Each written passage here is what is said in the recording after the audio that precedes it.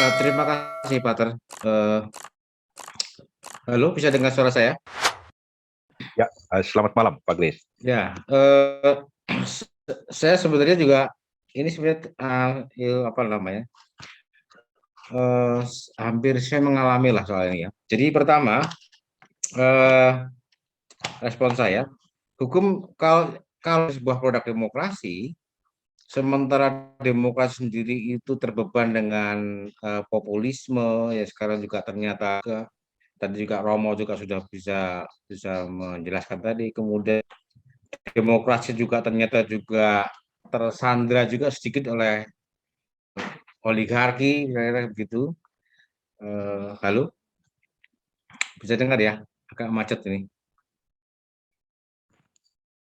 Bisa, Halo. bisa, bisa dengar, Oh bisa bisa dengar. ya, oke. Ya, ya, bisa, bisa. Tersandra oleh oligarki, kemudian yang terakhir itu juga ada problem feodalisme juga. Jadi ini yang rupanya juga agak susah dipraktekkan di Indonesia ya.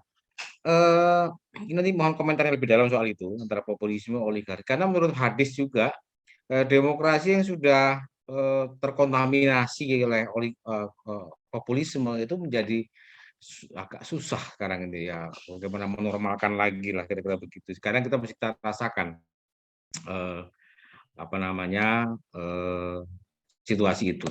Kemudian yang berikutnya mengenai apa namanya mengenai eh,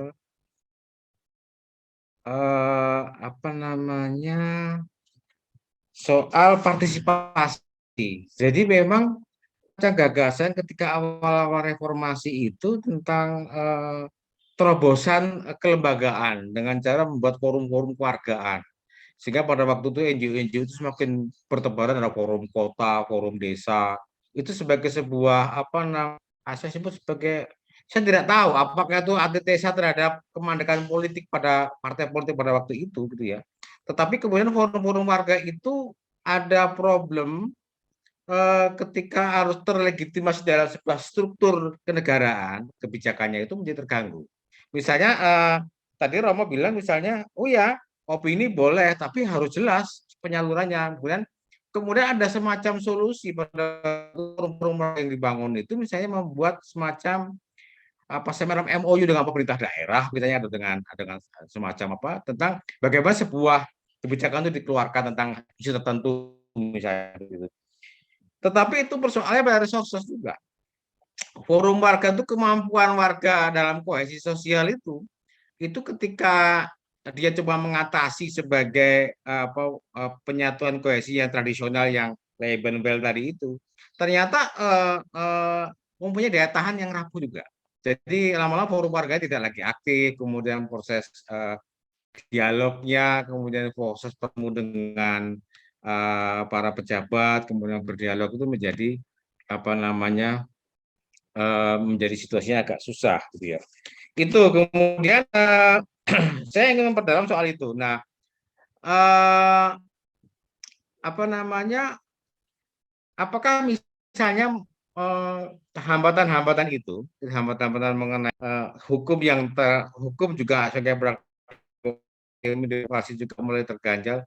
Ada apa ya saya sebut sebagai semacam terobosan juga lah mungkin semacam.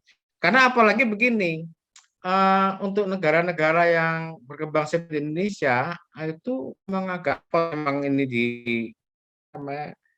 mungkin mungkin peradabannya berbeda ya.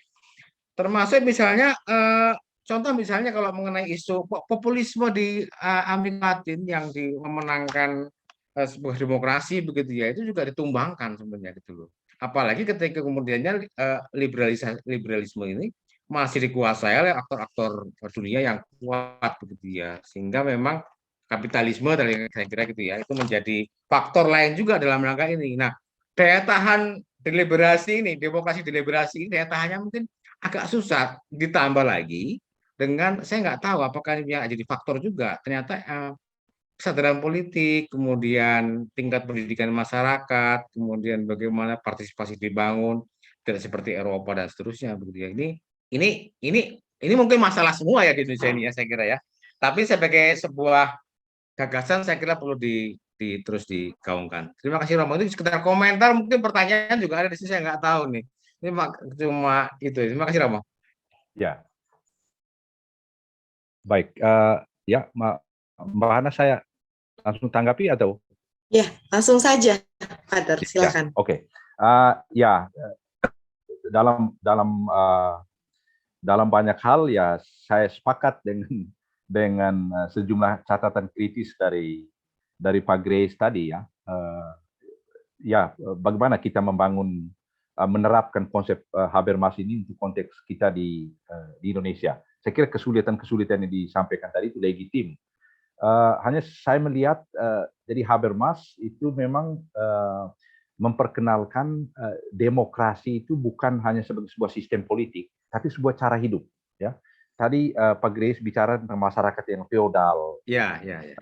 Memang demokrasi itu sulit bertumbuh dalam masyarakat yang feodal. Ya. Saya cenderung melihat begini. Coba saya amati persoalan di Flores. Ya. Misalnya masalah tadi saya mengangkat masalah belis atau mas kawin itu. Itu kan sebuah tradisi yang diwariskan secara turun temurun sudah lama. Ya. Kemudian di kampung-kampung orang rasa betah dengan itu, rasa nyaman. Sampai pada suatu saat ada sejumlah orang yang merasa terganggu dan juga korban ya yang merasa terganggu dan mereka mulai mempersoalkan ini. Ya. Lalu ketika mereka menghadapi soal, maka pertanyaannya apakah kita mau mempertahankan tradisi ini atau kita perlu mencari jalan keluar yang lain. Ya. Lalu jalan yang damai untuk mencari solusi itu ya orang mulai memperdebatkan atau mendiskusikan konsep yang ada ya, dengan konsep-konsep yang baru. Misalnya kami coba mendiskusikan, menyandingkan persoalan belis itu dengan pertanyaan tentang kesetaraan gender atau pertanyaan tentang hak asasi manusia. Lalu ya kesadaran masyarakat perlahan-lahan berubah. Jadi saya melihat demokrasi mungkin harus dirumuskan sebagai jawaban atas sebuah persoalan. Kalau kita menghadapi masyarakat yang feodal tadi, ya, kemudian populisme, kemudian ada oligarki. Ketika oligarki mengkooptasi demokrasi kita, maka yang dipersoalan bukan hanya demokrasi saja, tapi seluruh produk hukum kita. Ada banyak produk hukum kita kan sebenarnya tidak ada kaitan dengan kepentingan rakyat, tapi kepentingan sejumlah elit tadi. Dan contoh yang sering saya angkat, misalnya masalah revisi Undang-Undang KPK itu kan, yang berujung pada pelemahan KPK. Sementara ada sejumlah undang-undang yang sebenarnya dibutuhkan oleh rakyat, tapi tidak dibicarakan oleh para elit. Dan saya tidak melihat jalan keluar lain selain memperkuat masyarakat sipil, yang tentu tadi saya setuju dengan Pak Grace, ya, sejumlah forum itu didirikan, lalu akhirnya juga forumnya bubar, daya tahan masyarakat sipil kita itu lemah, ya. Tapi ada banyak juga cerita di mana masyarakat cerita-cerita kecil ya dari pinggiran di mana masyarakat sipil itu berhasil. Saya hanya bisa cerita dari Flores misalnya, itu kekuatan masyarakat sipil untuk menolak industri pertambangan yang beberapa tahun lalu datang ke Flores dan Lembata. Itu masyarakat sipil yang diorganisir oleh gereja Katolik ya, dan juga gereja Protestan di Timor, dan itu kesan saya berhasil meskipun pertanyaannya sampai kapan, karena saya akui kekuatan masyarakat sipil untuk bertahan itu memang tidak sekuat orang yang punya modal, ya. Itu harus diakui. Ya, saya nambah sedikit Ramo, soal ya, ini. Silakan Pak. Sedikit aja. Dan sekarang strategi kelompok sosial dengan kohesi tertentu, dengan atas nama etnisitas, kemudian agama, itu malah justru menempel dalam pilar-pilar demokrasi itu. Kemudian produknya juga akhirnya mendominasi gitu. Dan semangat-semangat misalnya dari kelompok Islam yang mengatakan oke, kita akan menempuh perjuangan dengan cara demokratis. Mereka dengan populisme Islam. Kemudian yang lain misalnya kelompok-kelompok sosialis juga sama. Misalnya memang tidak menempuh jalan namanya totalitas, tapi kita demokratis, sosdem dan seterusnya. Itu juga mewarnai sangat mewarnai sekali kemudian. Belum lagi kelompok-kelompok order lainnya yang membangun itu. Saya kira Ya. itu, Rama. Terima kasih. Terima kasih, Pak Grace. Ya.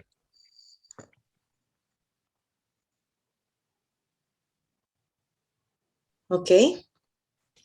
Baik, terima kasih Pak Grace atas tanggapan maupun tadi pertanyaan ya untuk Pater Otto. Dan kita selanjutnya ke penanya berikutnya ataupun penangga berikutnya, yaitu saya persilahkan kepada Kak Nurudin untuk memberikan tanggapan ataupun pertanyaan. Halo, Mbak Hana, bisa terdengar suara saya? Ya, bisa. Oh ya, Kakak, terima silakan. kasih. Ya, selamat malam Romo Otto. Benar sekali tadi membahas tentang bermas ya. Saya ada 3 pertanyaan Romo, singkat-singkat saja. Kalau saya menarik bahwa bermas itu tadi kan istilahnya demokrasi bukan lagi soal yang terkait yang substansi, karena substansi itu sendiri adalah diperselisihkan begitu kan, dan dia justru lebih suka dengan soal prosedur, bagaimana prosedur untuk memastikan makna bahasa yang polifonik itu bisa muncul di ruang publik dan bertarung. Nah, pertanyaan saya berarti sejak awal Habermas itu mengasumsikan negara demokrasi itu bergerak terus-menerus ya, Romo. Jadi bahkan demokrasi itu sendiri kan diartikulasikan dalam bahasa, berarti negara demokrasi itu yang diidealkan Habermas itu tidak akan pernah stabil dan akan terus berubah terus. Bahkan makna demokrasi itu pun mestinya tidak akan pernah tetap, karena itu adalah pasti mengandung makna polifonik yang terus-menerus dipertarungkan dan kemudian akan bergerak terus-menerus. Termasuk juga apakah dalam konteks ini berarti ideologi dalam arti misalkan seperti komunisme, kapitalisme dan lain-lain itu dianggap musuh oleh Habermas, karena itu kan tertutup ya. Jadi demokrasi itu membayangkan semuanya itu bisa didekonstruksi begitu. Apakah seperti itu, Romo? Karena itu yang penting adalah prosedurnya, bagaimana itu bisa dikomunikasikan, didebatkan di ruang publik. Saya ingin klarifikasi soal itu, Romo, yang pertama. Yang kedua, dari komunikasi Habermas, kalau tidak salah saya pernah dengar bahwa ya kalau dialog buntu ya kemudian dicoba dialog lagi terus. Jadi saya bayangkan apakah sebenarnya Habermas itu dia juga masih mewarisi pemikirannya Hegel ya, Romo. Jadi ya walaupun maknanya polifonik chaos begitu, tapi nanti lama-lama juga akan terbentuk kosmos gitu kan, akan terbentuk satu tesis, nanti kemudian akan muncul antitesis lagi. Jadi mungkin apakah itu semacam dialektika tapi baru gitu ya, yang dia rumuskan dalam konteks bahasa gitu. Itu yang kedua. Nah, yang ketiga, saya kalau nggak salah Habermas kan punya buku juga post metafisik ya. Jadi dia mengatakan yang diperdebatkan tuh yang bisa dikomunikasikan. Kalau yang nggak bisa dikomunikasikan ya nggak usah diperdebatkan. Kalau nggak salah agak mengatakan ya yang nggak bisa diperdebatkan itu seperti iman. Iman dalam arti yang tidak bisa dirasionalkan begitu. Nah, ini sebenarnya apakah di sini sebenarnya Habermas ini sudah berbicara soal satu ideologi gitu, modern begitu, atau dia sedang bicara soal prosedur, bahwa ya memang ada mungkin meskipun ya dia mengakui adanya polifonik bahasa, tapi nggak bisa terlalu radikal semuanya bisa dimasukkan dalam ruang publik ini. Mohon tanggapannya Romo soal post metafisik itu dan gagasan tentang demokrasi. Terima kasih. Baik, ya terima kasih Pak Nurdin untuk pertanyaan-pertanyaan yang bagus. Saya coba memberikan respon ya atas pertanyaan-pertanyaan itu. Nanti bisa ditambahkan oleh teman-teman yang lain. Untuk pertanyaan pertama, jadi memang konteks filsafat politik abad ke-20 itu kan sebenarnya sikap kritis mereka terhadap cara berpikir etika substansialistik ya, di mana manusia itu atau seorang ilmuwan, seorang pemikir bisa merumuskan ini substansi yang kita kejar. Sementara menurut Habermas dan teman-teman juga Rawls nanti kita akan lihat bahwa perang dunia pertama dan dunia kedua itu sebenarnya disebabkan oleh ideologi kan. Ada ideologi yang bisa dipegang, bahkan Popper kan katakan ada hubungan sebenarnya antara Plato dan Hitler kan. Jadi ada sebuah idealisme yang dikejar di sana ya, Dan idealisme itu bisa menyebabkan orang rela membantai sesamanya karena dia tidak sepakat dengan ideologi. Lalu Habermas di dalam bukunya, saya kira di halaman pertama dari buku ini, juga dalam edisi Inggris, dia katakan pada zaman ini kita hidup atau kita hidup pada suatu masa di mana tidak ada lagi sesuatu yang lebih tinggi atau lebih rendah. Jadi kita tidak bisa merujuk lagi pada hukum kodrat atau pada agama tertentu untuk memberikan legitimasi terhadap hukum. Yang dia bilang hanyalah akal budi yang sama dan akal budi itu dirumuskan dalam bahasa. Dan karena itu dia katakan yang bisa kita buat dalam kondisi masyarakat yang ekstrim plural ini, ya kita bisa bicara satu sama lain dan teori diskursus itu coba memfasilitasi itu. Jadi dia tidak merumuskan jawaban final. Dan bahkan dalam teori dia tentang hak asasi manusia, itu kan dia katakan hak asasi manusia itu itu kesepakatan yang kita ambil sekarang, tapi belum ada kepastian bahwa di masa depan kita masih sepakat dengan prinsip itu. Atau tadi dia katakan 3 hak liberal generasi pertama hak asasi manusia yang kita yakin sebagai hak kodrati untuk Habermas itu produk dari sebuah komunitas politik. Ya, karena tanpa komunitas politik yang menjamin itu sistem republikan, maka hak-hak itu menurut dia tidak bisa dijamin juga. Ya. Jadi ya untuk pertanyaan pertama itu yang saya bisa jawab. Jadi karena itu ya demokrasi itu sesuatu yang tidak stabil. Jadi perdebatan akan terjadi terus-menerus. Tentu ada sejumlah prinsip yang harus ditaati. Lalu pertanyaan yang kedua, ini menarik ya. Apakah Habermas seorang Hegelian? Ya, Habermas dalam buku ini, buku Faktizität und Geltung, menurut saya dia seorang Hegelian dalam arti negara hukum demokratis itu merupakan tujuan terakhir ya, untuk menjamin perdamaian sosial, kehidupan bersama yang lebih beradab ya. Dan untuk mencapai itu perlu proses perdebatan yang terus-menerus, atau dalam bahasa Mas Nurdin tadi ada dialektika, kan ada tesis antitesis, kemudian antitesis menghasilkan tesis yang baru dan melahirkan antitesis yang baru. Dan Habermas dalam hal ini saya kira dia seorang Hegelian ya. Bisa kita tafsir seperti itu. Lalu tentang post metaphysical thinking, memang dalam banyak karya Habermas ya, terutama karya-karya terakhir sejak tahun 2001 ya, sejak terjadi musibah World Trade Center, Habermas banyak mengulas persoalan-persoalan seputar agama, ya, agama, iman, jadi relasi antara agama dan akal budi. Dan menurut Habermas, agama itu sebuah faktum historis, faktum sosiologis yang harus diakui keberadaannya. Dan dia katakan, karena itu dia bicara tentang konsep masyarakat post-sekular, itu masyarakat di mana agama itu boleh diberi ruang atau bahkan harus diberi ruang di ruang publik ya, untuk berdebat di ruang publik. Kendati pun dia akui ada sejumlah doktrin agama yang memang tidak bisa diperdebatkan dengan orang lain. Misalnya dalam Gereja Katolik doktrin tentang keperawanan Maria atau tentang selibat ya, selibat. Pastor tidak menikah, tidak boleh kawin. Itu kan yang mengerti doktrin itu ya hanya orang Katolik, dan orang lain di luar Katolik ya bisa saja memperdebatkan, tapi kami pasti agak kesulitan untuk menjelaskan karena kami ya yakin dengan itu, hidup dalam tradisi seperti itu. Dia katakan ya dalam agama ada doktrin-doktrin seperti itu ya, tapi ada sejumlah doktrin yang produktif untuk kehidupan publik, doktrin agama. Dan dia katakan doktrin-doktrin seperti itu dianjurkan untuk diterjemahkan ke dalam bahasa publik. Misalnya dia bilang ajaran tentang cinta kasih. Cinta kasih itu hukum tertinggi dalam ajaran kekristenan, tapi juga dalam agama lain. Lalu ketika kita bicara di ruang publik, dia katakan sebaiknya kita tidak menggunakan term cinta kasih, ya, seperti yang dituliskan dalam kitab suci, tapi kita harus menerjemahkan itu menjadi konsep yang bisa dimengerti oleh orang lain.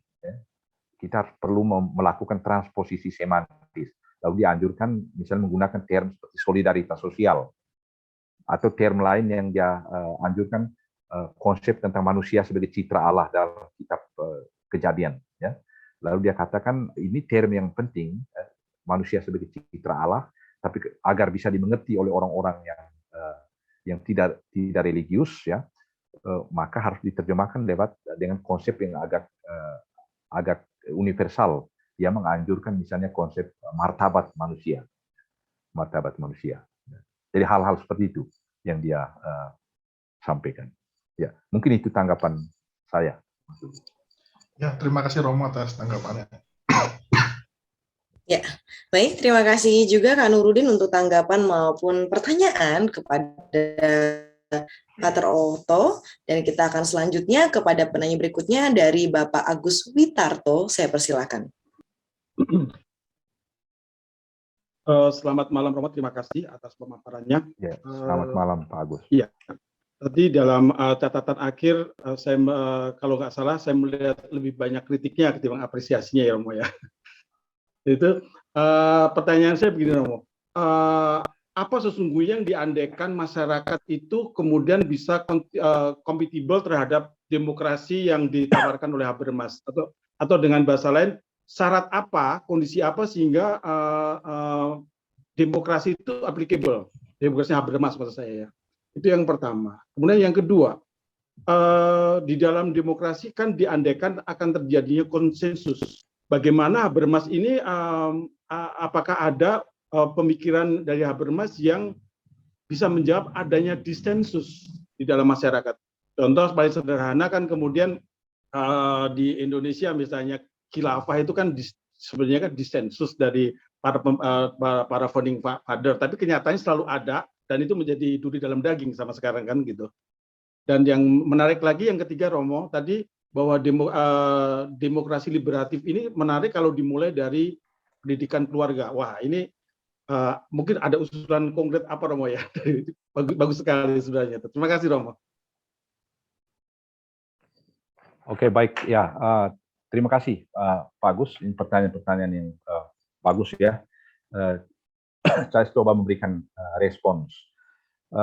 Syarat apa kira-kira agar demokrasi ini bisa kompatibel untuk masyarakat kita?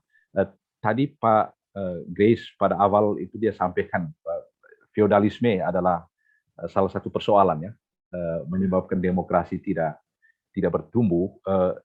Saya berpikir kalau kita yakin betul bahwa demokrasi adalah solusi atas persoalan, dan saya sendiri yakin dengan itu bahwa demokrasi adalah solusi atas banyak persoalan, maka saya pikir demokrasi, Habermas menganjurkan demokrasi harus menjadi sebuah cara hidup.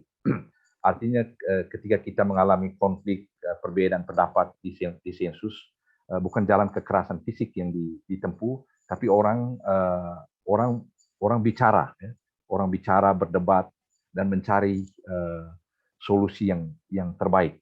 Saya masih ingat dulu Pak Jokowi ketika jadi wali kota di Solo kan, bagaimana dia meyakinkan para pedagang kaki lima untuk untuk menjaga ketertiban, ya berpindah dan menjaga keindahan kota tapi tetap berdagang. Itu kan negosiasinya berkali-kali dan dia sabar bicara dan akhirnya mereka juga diyakinkan. Dan saya pikir kalau model-model seperti ini terus dikembangkan sampai pada level nasional ya, tanpa mengerahkan senjata polisi dan tentara, saya kira bisa ya. Dan ada banyak contoh-contoh kecil di mana kalau demokrasi itu menjadi cara hidup, itu bisa berhasil. Dan menurut Habermas, agar demokrasi itu bisa berhasil, tentu ada banyak faktor yang harus dilibatkan. Pendidikan, di dunia pendidikan, kampus, sejauh mana demokrasi itu sudah dihidupi dan dijalankan di sana. Kemudian dalam masyarakat sipil, dan masyarakat sipil itu untuk Habermas tentu sangat plural ya. Masyarakat sipil artinya agama, dan agama juga harus demokratis ya. Harus rela memperdebatkan doktrinnya juga. Atau kalau ada yang memperdebatkan, kita bisa mendengarkan dengan kepala dingin. Itu kan jadi soal berat untuk kita di Indonesia. Lalu masyarakat sipil juga ya terungkap dalam dunia seni, ya. Ada teater, ada konser, kemudian ada seniman yang boleh membicarakan apa saja. Jadi hal-hal seperti itu kan menciptakan masyarakat yang demokratis. Lalu pertanyaan kedua, ya, ini menarik. Saya nanti minggu depan saya akan bicara lebih banyak tentang ini. Saya tidak menemukan jawaban dari Habermas, tapi saya mengutip satu pemikir lain, namanya Otfried Höfe. Dia katakan sebenarnya ruang publik itu ruang untuk orang bicara apa saja, termasuk menyampaikan pendapat bahwa saya mau mendirikan khilafah. Ya. Hanya catatannya tidak boleh menggunakan kekerasan fisik untuk itu. Ya. Jadi sebagai sebuah perdebatan silakan, tapi orang yang menganjurkan ide itu harus bersedia juga agar pandangannya dipersoalkan oleh orang lain. Dan itu hanya mungkin di dalam sebuah suasana yang demokratis. Ya. Jadi Otfried Höfe menganjurkan ya fundamentalisme itu boleh di ruang publik. Orang boleh bicara itu, tapi dengan sebuah kesadaran bahwa orang lain bisa berpendapat lain. Kecuali kekerasan fisik itu memang itu harus harus dilarang, itu pantang, itu semua dalam negara hukum. Lalu pendidikan keluarga, ya kalau demokrasi adalah cara hidup, menurut saya baik kalau sudah mulai diajarkan di dalam keluarga. Kebetulan saya cukup lama di Jerman, Austria, Jerman 14 tahun, dan saya memperhatikan, akhirnya saya mengerti kenapa orang Eropa tidak mau memiliki anak banyak. Karena 1-2 anak mereka katakan capek juga, karena mereka harus setiap hari ada bersama anak itu, lalu meladeni pertanyaan-pertanyaannya, dan harus menjelaskan. Saya pernah satu kali di kereta, lalu di depan saya itu ada satu ibu dengan anaknya, lalu di samping saya ada satu teman dari India yang kulitnya hitam, lalu anak itu tanya kenapa dua om yang di depan kita ini warna kulitnya hitam. Lalu mamanya berusaha untuk menjelaskan, tapi itu kan pertanyaan-pertanyaan yang absurd. Kalau kita di Indonesia mungkin ya anak itu sudah dibentak, kurang-kurang kami di Flores loh. Tapi bagaimana orang tua menjelaskan itu secara rasional, lalu anaknya menjawab, dan saya kira ya demokrasi mungkin harus dimulai dari sana ya. Anak-anak dilatih berdiskusi ya. Mungkin itu yang saya bisa tanggapi, Pak. Ya, terima kasih Romo. Ya, baik. Terima kasih Pak Agus untuk tanggapan dan juga pertanyaannya. Baik, kita akan langsung saja ke orang berikutnya, yaitu kepada Bapak Wadyo Pasaribu. Saya persilahkan. Terima kasih Bu Hana dan selamat malam Pater Otto yang saya hormati. Ya, selamat malam Pak Wadyo. Ya, terima kasih Pater.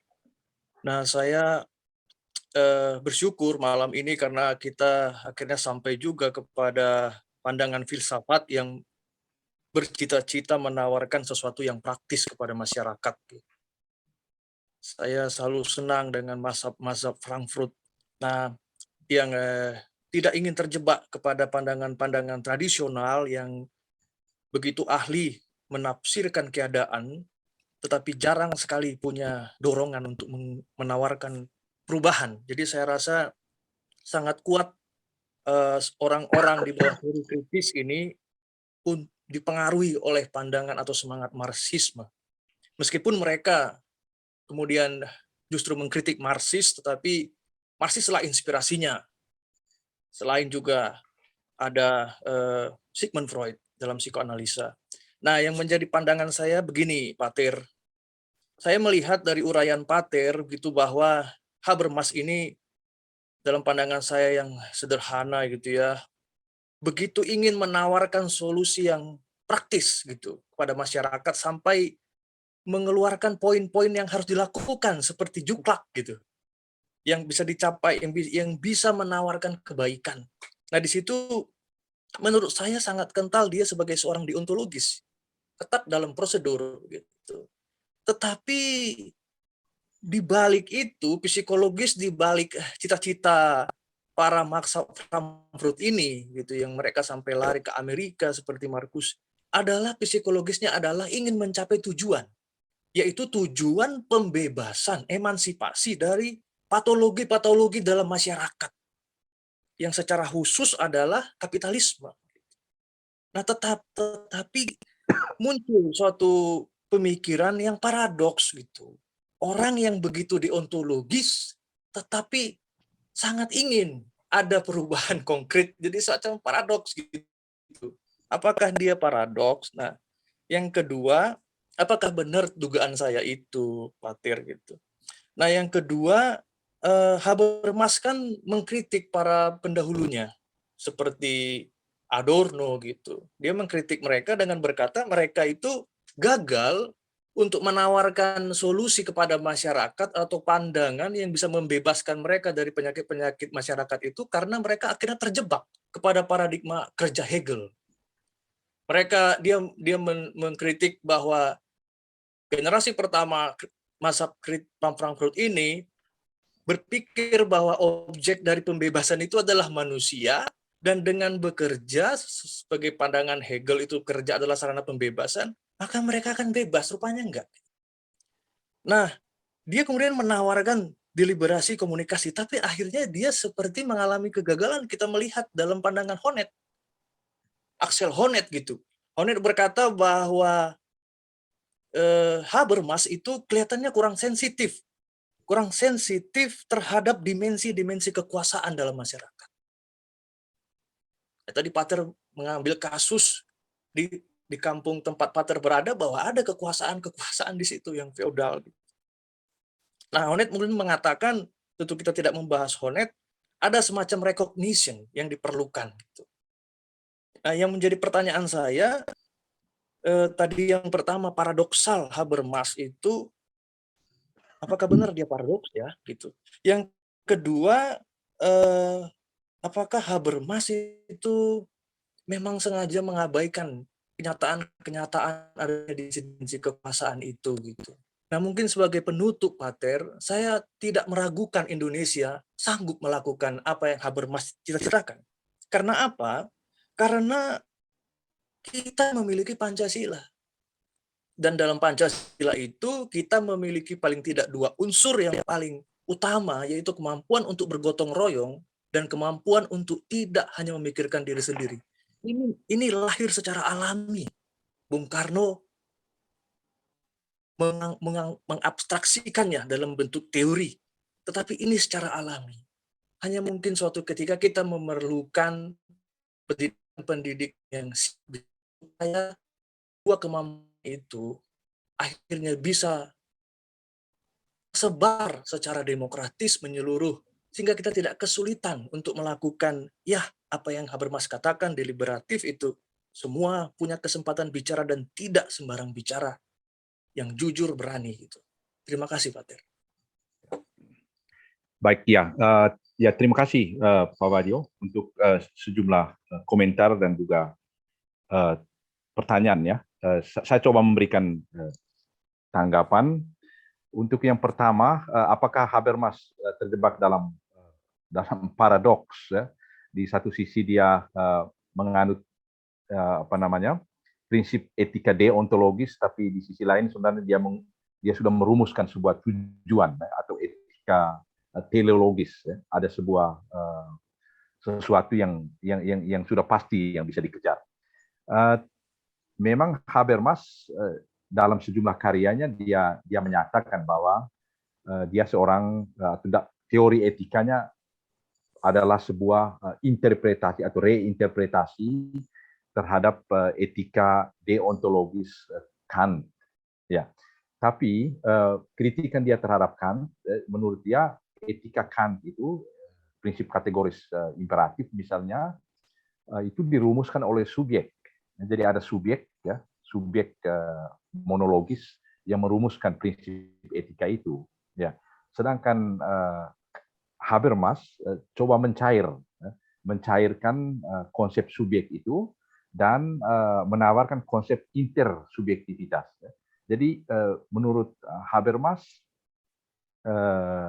sebuah prinsip etis itu tidak bisa dirumuskan oleh sebuah subjek sendiri, subjek monologis, tapi harus merupakan hasil dari sebuah dialog. Jadi konsep etika itu hasil dari sebuah proses intersubjektif. Jadi deontologis ya, tapi deontologis yang diskursif. Dan karena prosesnya sudah diskursif, maka menurut Habermas hasilnya juga sudah agak sulit untuk ditebak. Ya. Dan dalam etika teleologis kan yang dikejar itu sudah ketahuan. Ya. Aristoteles misalnya dia katakan ada apa? Eudaimonia yang mau dikejar. Sedangkan Habermas, bisa saja kita mengejar, dia mengakui prinsip demokrasi itu satu sistem yang baik, tapi demokrasi yang dianjurkan itu demokrasi prosedural, tidak ada bisa dipegang yang kita kejar di sana. Ya. Karena itu seperti tadi dalam menanggapi pertanyaan Pak Nurudin tadi, saya katakan ya, itu sesuatu yang rentan karena dia selalu membuka perdebatan baru. Jadi sebenarnya Habermas menurut saya dia tidak terjebak dalam paradoks itu karena tujuannya dia tidak rumuskan secara substantif. Emansipatoris, pembebasan jelas, tapi persisnya bagaimana pembebasan itu tidak dirumuskan secara substantif.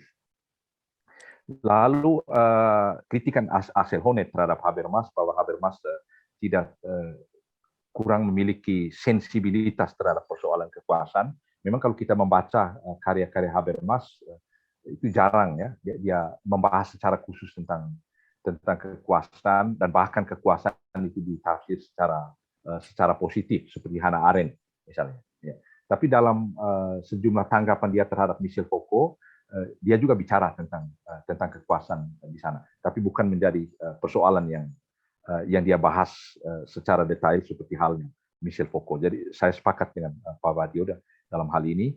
Lalu yang terakhir tentang Pancasila, jadi obsesi dari Habermas itu sebenarnya bagaimana kita membangun atau menciptakan kohesi sosial di dalam sebuah masyarakat yang plural, ya.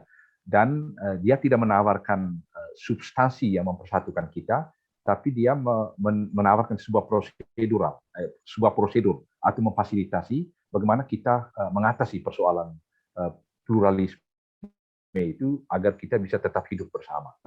Pancasila dalam arti tertentu saya kira memfasilitasi itu juga.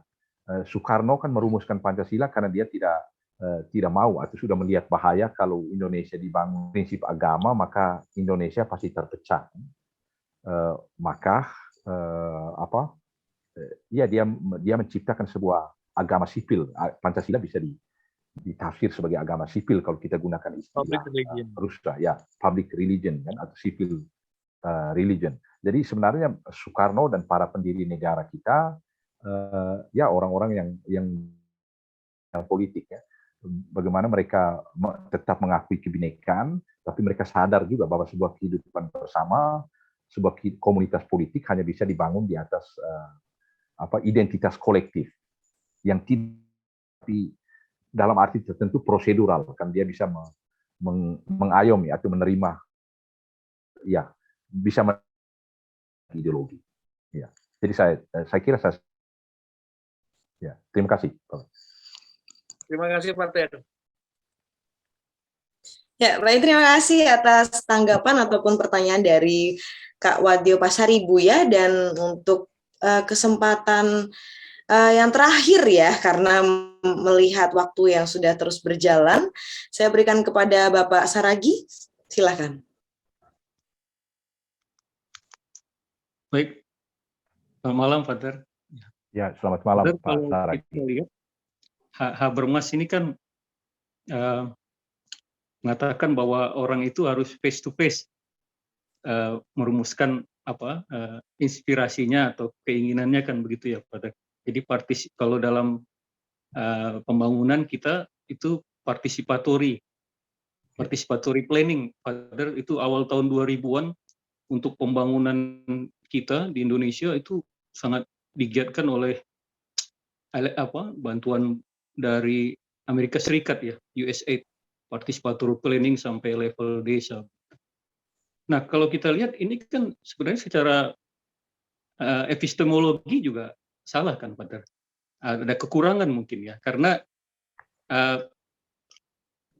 tacit knowledge dari setiap orang itu kan tersebar di banyak manusia begitu. Nah, ketika itu dikumpulkan dan dia dijadikan perwakilan, mungkin cukup untuk membahas isu-isu yang narrow gitu, yang isu-isu di desa begitu. Nah, tapi ketika dia menjadi kompleks kan itu tidak cocok lagi partisipatory ya, Pak. Kalau dari pengalaman saya melihat kita dibuat RPJMN, rencana pembangunan jangka menengah, itu dari desa, kemudian masuk ke kecamatan, masuk ke kabupaten, masuk ke provinsi, kemudian nanti di Jakarta dikumpulin lagi semua itu. Gitu. Nah, akhirnya bias juga. Gitu. Jadi yang dikerjakan itu hanya berdasarkan arahan-arahan gitu, dan tidak arahan presiden misalnya dan lain-lain, karena isu yang terlalu besar itu nggak bisa dengan partisipatory, karena tadi pengetahuan itu tersebar di setiap orang gitu, Pak. Apakah memang begitu ya, Pak, untuk Habermas ini? Ini malah kalau untuk konteks Indonesia tadi saya pikir saya tidak cocok ini dengan participatory planning, karena tadi kepluralitasan kita, kekompleksan wilayah itu nggak bisa di participatory terus kemudian dibuat nasional gitu. Jadi ada yang malah merusak mungkin. Apakah mungkin tanggapan Pak bagaimana? Terima kasih. Ya, wah, ya terima kasih Pak Saragi. Ini pertanyaan berat ya. Tapi saya coba memberikan tanggapan. Jadi Habermas itu sebenarnya menganjurkan, oke, ada prinsip partisipasi, tapi bukan partisipasi kuantitatif sebenarnya, tapi lebih ke partisipasi kualitatif. Karena itu dia katakan, jadi supaya orang bisa terlibat secara berkualitas dalam sebuah diskursus di ruang publik, dia katakan misalnya setiap orang mampu menyampaikan pendapatnya secara jelas dan punya kemampuan mendengar yang lain dan bisa masuk ke posisi orang yang sedang dibicarakan dan hal-hal seperti itu.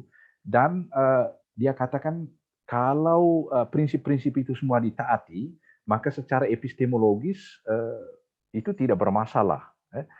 Dan Habermas juga menganut konsep kebenaran sebagai sebuah konsensus diskursif. Ya. Dan dalam arti tertentu saya kira benar juga ya. Misalnya para ahli membuat penelitian tentang virus tentang COVID ya, tentang virus corona. Dan penelitian itu kan setiap hari, karena ini virus yang baru, setiap hari selalu ada yang baru. Dan hasil dari penelitian itu dalam arti tertentu sebenarnya itu merupakan konsensus dari sekelompok ilmuwan yang dibuat dalam sebuah akademik atau scientific community, dan orang berdebat kan di sana. Lalu kemudian ada ilmuwan lain lagi yang mempersoalkan itu, lalu muncullah kebenaran baru. Jadi Habermas membayangkan sebenarnya prinsip partisipasinya prinsip partisipasi saintifik seperti itu. Jadi orang berdebat, orang menyampaikan pendapatnya secara bebas, dan bukan partisipasi kuantitatif tadi ya, di mana setiap desa mengumpulkan jawaban atas pertanyaan lalu didengar. Jadi menurut Habermas dalam proses diskursus itu, proses filterisasi pendapat itu dengan sendirinya terjadi.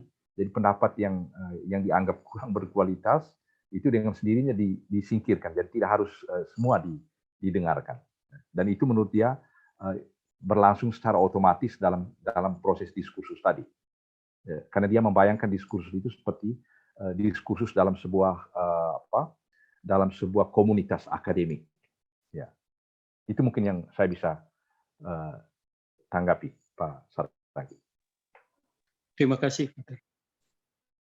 Baik, ya terima kasih Mbak Hana. Saya kira yang bisa kita pelajari dari Habermas, yang pertama, Habermas mengajarkan kita bahwa demokrasi itu bukan sesuatu yang institusional formal semata-mata, tapi itu suatu cara hidup. Lalu yang kedua, hidup matinya sebuah demokrasi itu sangat bergantung pada partisipasi masyarakat sipil, dan Habermas coba memfasilitasi itu, ya, bagaimana kita berpartisipasi di ruang publik secara lebih berkualitas. Ya, terima kasih.